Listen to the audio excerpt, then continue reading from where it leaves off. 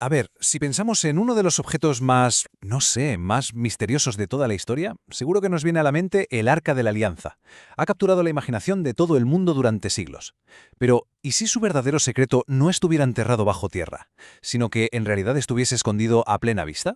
Vamos a descubrirlo. Bueno, para empezar, hay que imaginarse un cofre de oro legendario. Era nada más y nada menos que el centro neurálgico del culto de Israel, un símbolo de la presencia misma de Dios, una presencia que, ojo, era tan gloriosa como aterradora. Y aquí, claro, es donde llega la gran pregunta. ¿Qué era el arca en realidad? ¿Simplemente una reliquia histórica? ¿Un tesoro perdido como en las películas? ¿O era algo más? ¿Una señal quizás que apuntaba hacia algo o hacia alguien infinitamente más grande? Vale, pues para encontrar la respuesta lo primero es lo primero. Tenemos que viajar atrás en el tiempo, al Antiguo Testamento, y entender de verdad qué significaba este símbolo sagrado para ellos. El libro del Éxodo, de hecho, nos da los planos, como si fuera un manual de instrucciones. Y sí, era un objeto físico, claro, un cofre, pero su propósito era 100% espiritual.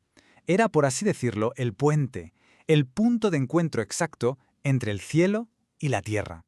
Y es que aquí es donde la cosa se pone de verdad interesante. Cada elemento del arca era como una pieza de un puzzle gigante. Dentro contenía la ley de Dios, su provisión, ese maná celestial y la prueba de su autoridad. Y por si fuera poco, la tapa que se conocía como el propiciatorio era el lugar del perdón, ni más ni menos. O sea, era el centro visible de todo un pacto. Pero, y esto es clave, todo esto era solo una sombra de la realidad que estaba a punto de llegar. Y aquí es donde la historia da un giro que es fascinante. La idea central es esta. Cada uno de esos símbolos no era el final del camino. No. Era más bien como una flecha, un presagio, que apuntaba directamente a una persona y a su obra, a Jesucristo. Venga, empecemos por lo que había en el mismísimo corazón del arca. Las tablas de piedra con los 10 mandamientos. La voluntad de Dios, grabada en roca. El contraste aquí es brutal. Pensemos.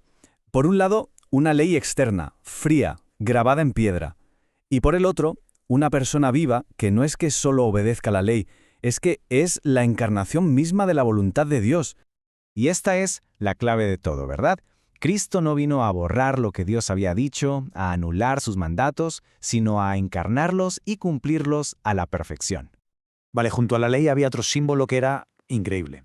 Una muestra de maná. ¿Recordamos ese pan sobrenatural que alimentó a Israel en pleno desierto? El maná era un milagro diario, desde luego, pero era temporal. Sostenía el cuerpo y ya. La realidad a la que apuntaba era totalmente distinta. Un sustento espiritual que no se acaba nunca, que alimenta al alma, para siempre. Es que las propias palabras de Jesús dejan la conexión clarísima, es innegable. Él mismo se declara como el cumplimiento definitivo de esa provisión milagrosa. El tercer objeto es fascinante. Se trata de la vara de Aarón, una simple rama, un trozo de madera muerta que de la noche a la mañana, milagrosamente, floreció. ¿Para qué?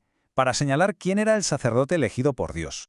El paralelismo aquí es que es potentísimo. Una rama muerta que vuelve a la vida. Eso es un presagio increíble de la resurrección. Es la señal definitiva de la autoridad de Dios, pero no una autoridad temporal, no, una que dura para siempre. Y las Escrituras lo confirman. El sacerdocio de Cristo no es como el de Aarón, que se acababa con la muerte. El suyo es un sacerdocio para siempre, porque está basado en el poder de una vida que no se puede destruir. Bien, ahora vamos a fijarnos en la parte de arriba, en la tapa del arca. Tenía un nombre especial, el propiciatorio. Se le podría llamar el asiento de la misericordia, y era justo ahí donde, una vez al año, se rociaba la sangre del sacrificio para el perdón de los pecados.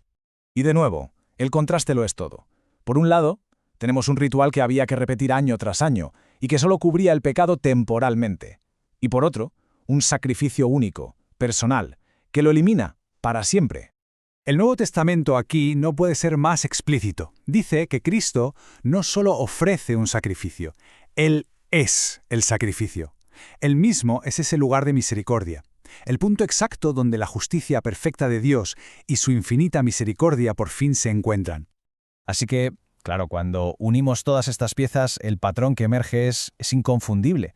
Todo aquello que el arca representaba en sombras, Cristo lo cumple, lo hace realidad, en un pacto nuevo y muchísimo mejor. Esta tabla, la verdad, resume el viaje completo. Pensemos, pasamos de un arca de madera y oro al cuerpo humano de Cristo, de una ley grabada en piedra a la ley cumplida en una persona, del pan temporal al pan de vida eterno. En cada uno de los puntos el salto es el mismo, pasamos del símbolo a la realidad, de un acceso superlimitado a una comunión directa y totalmente abierta. Y claro, todo esto nos lleva a una conclusión que es como poco asombrosa. La verdadera Arca de la Alianza no es un objeto perdido que haya que buscar con mapas y excavadoras, es una persona viva a la que se puede conocer. En definitiva, y para que quede claro, Cristo es el arca. Él es la palabra viva de Dios, es el pan del cielo, es nuestro sacerdote eterno y la expiación perfecta por el pecado. Y lo más importante de todo, es la presencia personal de Dios con nosotros. Y para ir terminando, queda un último versículo, uno muy revelador, del libro de Apocalipsis. Dice que, en un momento dado, el templo del cielo se abre de par en par, y el arca de su pacto se deja ver. La pregunta es, ¿qué arca es la que se ve en el cielo? Evidentemente no puede ser un cofre de madera y oro. Es la realidad eterna que ese cofre siempre representó. La famosa búsqueda del arca perdida, en realidad, no es una aventura arqueológica, es un encuentro espiritual. Porque al final, el arca no está perdida en absoluto, está sentada en el trono.